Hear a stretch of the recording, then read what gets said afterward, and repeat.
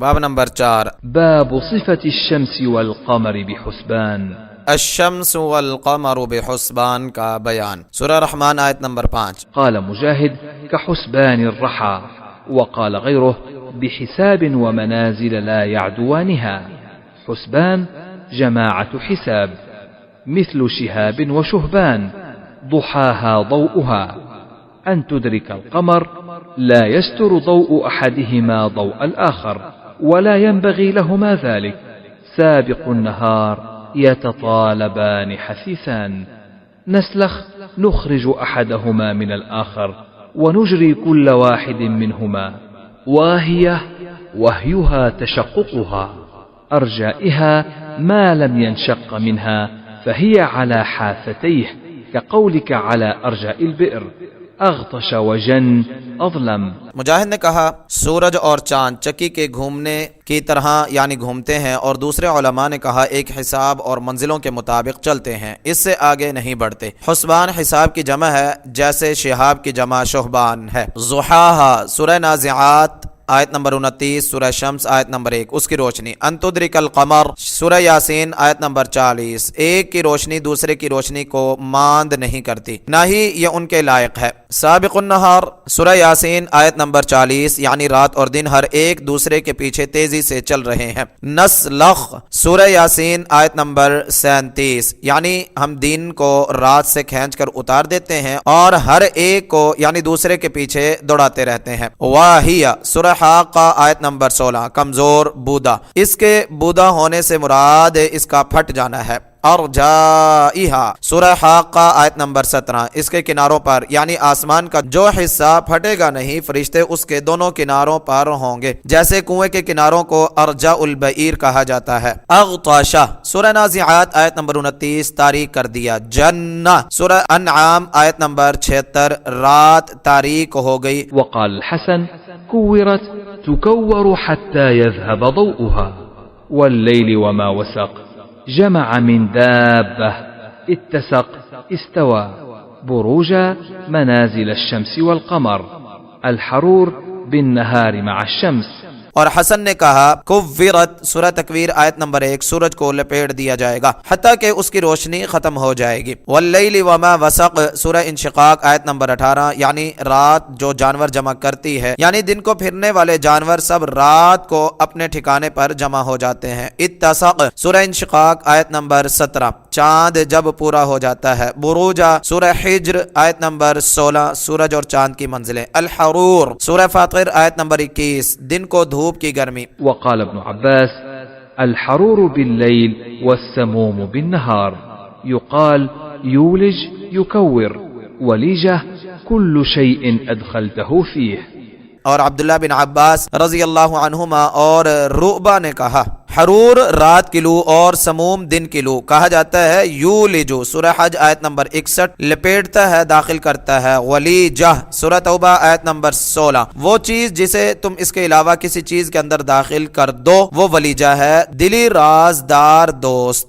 فوائد نمبر 1 قال مجاہد کا حسبان مجاہد کے قول کا مطلب یہ ہے کہ سورج اور چاند اسی طرح گول حرکت کر رہے ہیں جیسے چکی اپنے محور اور گول گھومتی رہتی ہے. نمبر 2 دوسرے علماء نے کہا اسماعیلی نے کہا جن علماء نے اسے حساب سے بنایا ہے ان کے مطابق لفظ حسبان جمع اور مصدر دونوں کا احتمال رکھتا ہے. کہا جاتا ہے حسبت حسبانا میں نے حساب لگایا. اس کے ماضی حسبا کہ سین پر فتح پڑھو تو اس کا معنی حساب کرنا ہے، اور سین پر کسرہ پڑھو تو اس کا معنی گمان کرنا ہے. فتح الباری آیت کا مطلب یہ ہے کہ سورج اور چاند نہایت محکم اور باریک حساب کے ساتھ چل رہے ہیں. نمبر 3 والشمس وضحاها اسماعیلی نے کہا مطلب یہ ہے کہ ضحا دن کے شروع حصے کو کہتے ہیں کیونکہ اس وقت سورج کی روشنی خوب پھیل جاتی ہے، اس لیے ضحاها کا معنی ہے اس کی روشنی. للشمس ينبغي لها تدرک القمر یعنی یہ نہیں ہو سکتا کہ رات کو سورج طلوع ہو کر چاند کی روشنی کو ماند کر دے، نہ ہی رات دن سے پہلے آ سکتی ہے، بلکہ سورج اور رات تیز رفتاری کے ساتھ ایک دوسرے کے پیچھے رواں رہتے ہیں. وآیۃ لہم اللیل نسلخ منہ النہار سلخ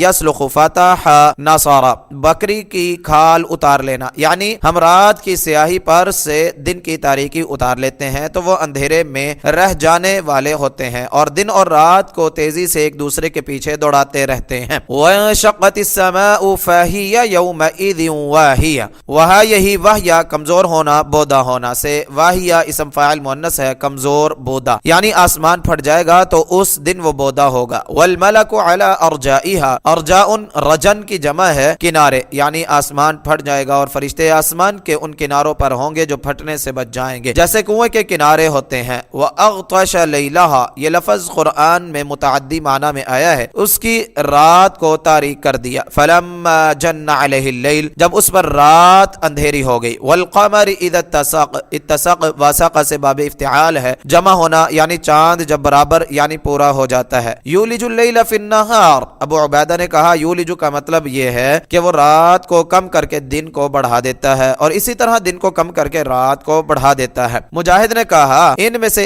ایک کا جو وقت کم ہوتا ہے وہ دوسرے میں داخل ہو جاتا ہے، دونوں ایک دوسرے سے گھڑیوں میں بدلتے رہتے ہیں۔ فتح الباری۔ وَلَمْ يَتَّخِذُوا مِن دُونِ اللَّهِ وَلَا رَسُولِهِ وَلَا الْمُؤْمِنِينَ وَلِيجَةً، معنی یہ ہے کہ ایسے لوگوں کو رازدار دوست مت بناؤ جو ایمان والے نہیں۔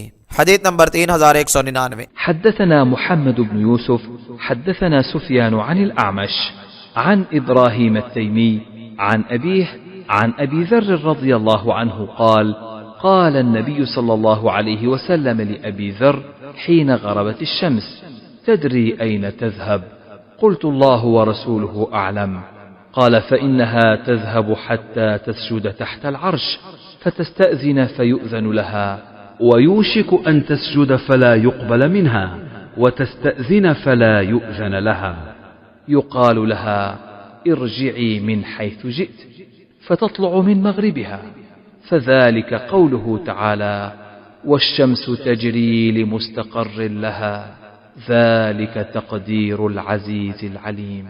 ابو ذر رضی اللہ تعالیٰ عنہ سے روایت ہے کہ جب سورج غروب ہوا تو نبی صلی اللہ علیہ وسلم نے ابو ذر رضی اللہ تعالیٰ عنہ سے کہا کیا تم جانتے ہو یہ کہاں جاتا ہے؟ میں نے کہا اللہ اور اس کا رسول زیادہ جانتے ہیں۔ آپ نے فرمایا وہ جاتا رہتا ہے حتیٰ کہ عرش کے نیچے سجدہ کرتا ہے اور اجازت مانگتا ہے تو اسے اجازت دی جاتی ہے، اور قریب ہے کہ وہ سجدہ کرے تو اس سے وہ قبول نہ کیا جائے، اور اجازت مانگے تو اسے اجازت نہ دی جائے، اور اس سے کہا جائے جہاں سے آئے ہو وہیں واپس جاؤ، پھر وہ اپنے مغرب سے طلوع ہوگا۔ سو یہ اللہ تعالیٰ کا فرمان ہے، اور سورج اپنے ایک ٹھکانے کے لیے چل رہا ہے، یہ اس سب پر غالب سب کچھ جاننے والے کا اندازہ ہے۔ سورہ یاسین آیت نمبر 38۔ فائدہ، سورہ یاسین کی اس آیت کی تفسیر القرآن الکریم سے نقل کی جاتی ہے۔ والشمس تجری لمستقر لها، مستقر باب استفعال سے اسم ظرف ہے، قرار کی جگہ یا وقت۔ یہ دوسری دلیل ہے، یعنی سورج کا روزانہ غروب ہونے کے بعد طلوع ہونا موت کے بعد زندگی کی دلیل ہے۔ اس آیت کے دو معنی ہیں، اور دونوں معنی ایک وقت میں مراد ہو سکتے ہیں، اور یہ قرآن کا اعجاز ہے۔ ایک معنی یہ کہ سورج اپنی اس جگہ چل رہا ہے جو اللہ تعالیٰ نے اس کے لیے مقرر فرما دی ہے، اور وہ عرش کے نیچے ہے۔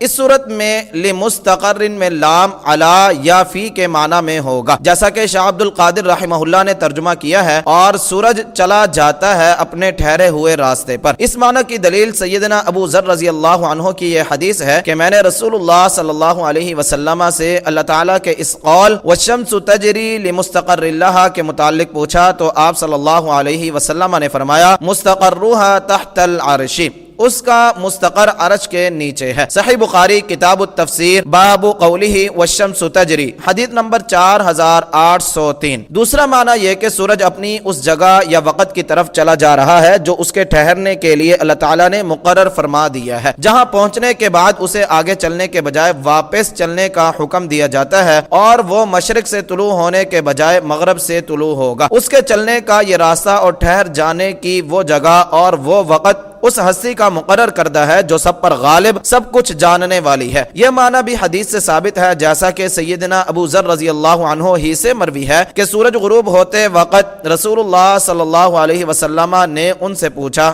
اتدری این تذهب، کیا تم جانتے ہو یہ کہاں جاتا ہے؟ میں نے کہا اللہ و رسولہ اعلم، اللہ اور اس کا رسول ہی بہتر جانتے ہیں۔ آپ صلی اللہ علیہ وسلم نے فرمایا فإنها تذهب حتى تسجد تحت العرش فيستأذن فيؤذن لها ويوشك أن تسجد فلا يقبل منها وتستأذن فلا يؤذن لها فيقال لها ارجعي من حيث جئت فتطلع من مغربها فذلك قوله تعالى والشمس تجري لمستقر لها ذلك تقدير العزيز العليم۔ یہ سورج چلتا جاتا ہے حتیٰ کہ عرش کے نیچے سجدہ کرتا ہے، پھر اجازت مانگتا ہے تو اسے اجازت دی جاتی ہے، اور قریب ہے کہ وہ سجدہ کرے تو اس کا سجدہ قبول نہ کیا جائے، اور اجازت مانگے تو اسے اجازت نہ دی جائے، پھر وہ اپنے مغرب سے طلوع ہوگا۔ یہ ہے اللہ تعالیٰ کا فرمان والشمس تجری لمستقر لها ذلك تقدیر العزیز العلیم۔ صحیح بخاری کتاب بدء الخلق باب صفات الشمس والقمر حدیث نمبر 3199۔ اس آیت سے معلوم ہوا کہ سورج چل رہا ہے۔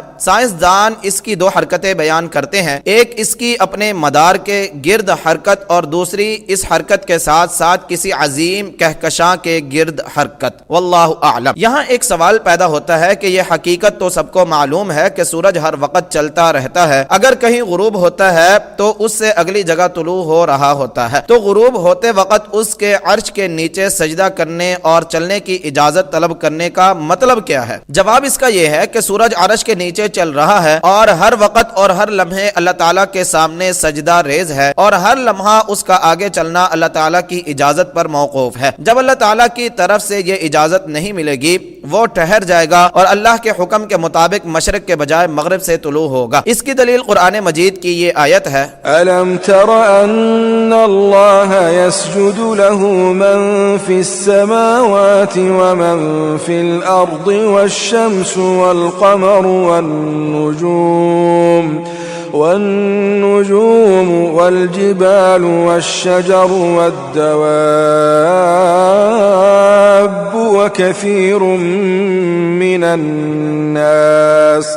وكثير حق عليه العذاب ومن يهن الله فما له من مكرم إن الله يفعل ما يشاء۔ کیا تو نے نہیں دیکھا کہ اللہ اسی کے لیے سجدہ کرتے ہیں جو کوئی آسمانوں میں ہے اور جو زمین میں ہے، اور سورج اور چاند اور ستارے اور پہاڑ اور درخت اور چوپائے اور بہت سے لوگ، اور بہت سے وہ ہیں جن پر عذاب ثابت ہو چکا، اور جسے اللہ ذلیل کر دے پھر اسے کوئی عزت دینے والا نہیں، بے شک اللہ کرتا ہے جو چاہتا ہے۔ سورہ حج آیت نمبر 18۔ سورج کا روزانہ غروب کے بعد دوبارہ طلوع ہونا موت کے بعد زندگی کی واضح دلیل ہے۔ سورج اور چاند کی عظیم مخلوقات کے ساتھ اللہ تعالیٰ نے اپنی دو جلال اور کمال والی صفات عزیز اور علیم کا یہاں بھی ذکر فرمایا ہے، اور سورہ انعام آیت نمبر 96 اور سورہ حامیم السجدہ آیت نمبر 12 میں بھی۔ حدیث نمبر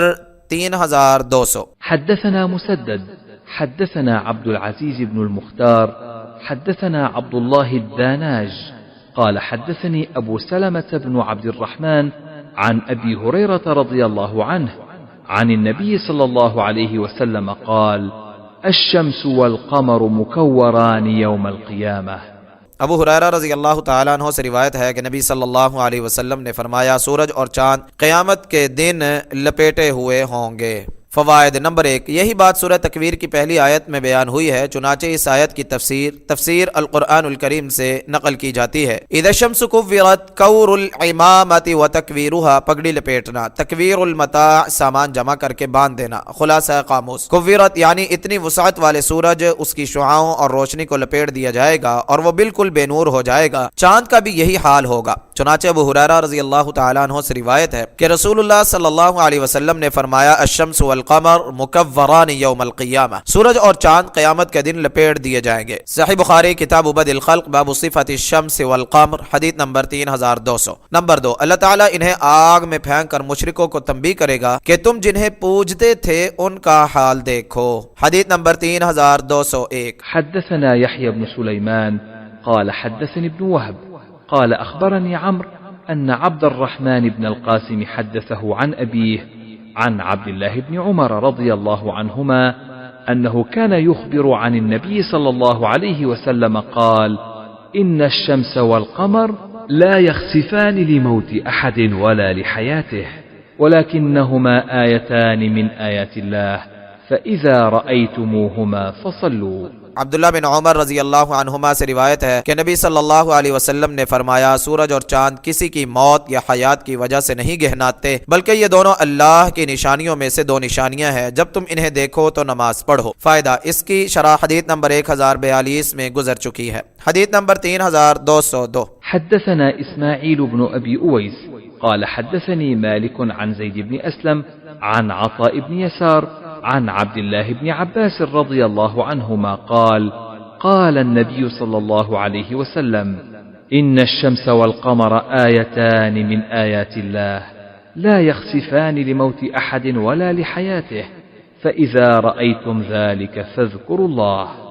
عبداللہ بن عباس رضی اللہ عنہما سے روایت ہے کہ نبی صلی اللہ علیہ وسلم نے فرمایا سورج اور چاند اللہ کی نشانیوں میں سے دو نشانیاں ہیں، یہ دونوں کسی کی موت یا حیات کی وجہ سے نہیں گہناتے، تو تم جب انہیں دیکھو تو اللہ کا ذکر کرو۔ فائدہ، اس کی شرح حدیث نمبر 1052 میں گزر چکی ہے۔ حدیث نمبر 3203۔ حدثنا يحيى بن بكير حدثنا الليث عن عقيل عن ابن شهاب قال أخبرني عروة أن عائشة رضي الله عنها أخبرته أن رسول الله صلى الله عليه وسلم يوم خسفت الشمس قام فكبر وقرأ قراءة طويلة ثم ركع ركوعا طويلا ثم رفع رأسه فقال سمع الله لمن حمده وقام كما هو فقرأ قراءة طويلة وهي أدنى من القراءة الأولى ثم ركع ركوعا طويلا وهي أدنى من الركعة الأولى ثم سجد سجودا طويلا ثم فعل في الركعة الآخرة مثل ذلك ثم سلم وقد تجلت الشمس فخطب الناس فقال في كسوف الشمس والقمر إنهما آيتان من آيات الله لا يخسفان لموت أحد ولا لحياته فإذا رأيتموهما فافزعوا إلى الصلاة۔ عائشہ رضی اللہ عنہا سے روایت ہے کہ جس دن سورج کو گرہن لگا رسول اللہ صلی اللہ علیہ وسلم کھڑے ہوئے اور اللہ اکبر کہا اور آپ نے ایک لمبی قراءت کی، پھر ایک لمبا رکوع کیا، پھر سر اٹھایا اور سمع اللہ لمن حمیدہ کہا اور پہلے کی طرح کھڑے ہو گئے، اور آپ نے ایک لمبی قراءت کی اور یہ پہلی قراءت سے کم تھی، پھر ایک لمبا رکوع کیا اور وہ پہلے رکوع سے کم تھا، پھر آپ نے ایک لمبا سجدہ کیا، پھر دوسری رکعت میں بھی ایسے ہی کیا حتیٰ کہ سلام پھیر دیا، اتنے میں سورج روشن ہو چکا تھا، پھر آپ نے لوگوں کو خطبہ دیا اور سورج اور چاند کے گرہن کے بارے میں فرمایا یہ دونوں اللہ کی نشانیوں میں سے نشانیاں ہیں جو کسی کی موت یا حیات کی وجہ سے نہیں گہناتی، جب تم انہیں دیکھو تو نماز کی پناہ لو۔ فائدہ، اس کی شرح حدیث نمبر 1044 میں گزر چکی ہے۔ حدیث نمبر 3204۔ حدثني محمد بن المثنى حدثنا يحيى عن إسماعيل قال حدثني قيس عن أبي مسعود رضي الله عنه عن النبي صلى الله عليه وسلم قال الشمس والقمر لا ينكسفان لموت أحد ولا لحياته ولكنهما آيتان من آيات الله فإذا رأيتموهما فصلوا۔ ابو مسعود رضی اللہ تعالیٰ عنہ سے روایت ہے کہ نبی صلی اللہ علیہ وسلم نے فرمایا سورج اور چاند کسی کی موت یا حیات کی وجہ سے نہیں گہناتے بلکہ وہ اللہ کی نشانیوں میں سے دو نشانیاں ہیں، جب تم انہیں دیکھو تو نماز پڑھو۔ فائدہ، اس کی شرح حدیث نمبر 1041 میں گزر چکی ہے۔